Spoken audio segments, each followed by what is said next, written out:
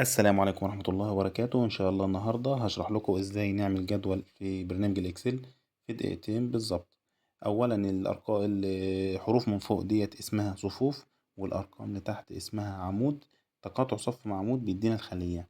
لما بنحدد مجموعة من الخلايا وبنروح على أيقونة إنشاء الجدول نختار All Boards، هيبدأ يحدد لي الجدول بالشكل دوت. طيب هل أنا أقدر أتحكم في حجم الخلية؟ طبعا أقدر أتحكم فيها. هنيجي هنا نكبر الخلية أو نصغرها. تمام. برضو هنا ممكن نكبرها لتحت أو نصغرها وهكذا.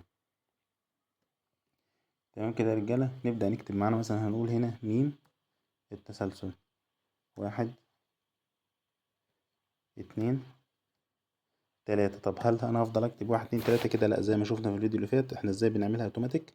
بنيجي هنا لحد ما علامة الزائد تبقى رفيعة خالص كده، وندوس كنترول تحديد وبشد لتحت لحد ما أنا عايز، بلاقي الأرقام اتكتبت اوتوماتيك معايا بالترتيب.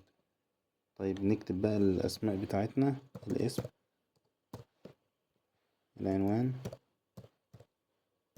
أي بيانات أنت عايز تكتبها وهكذا. نكتب مثلا هنا محمد أحمد وهكذا.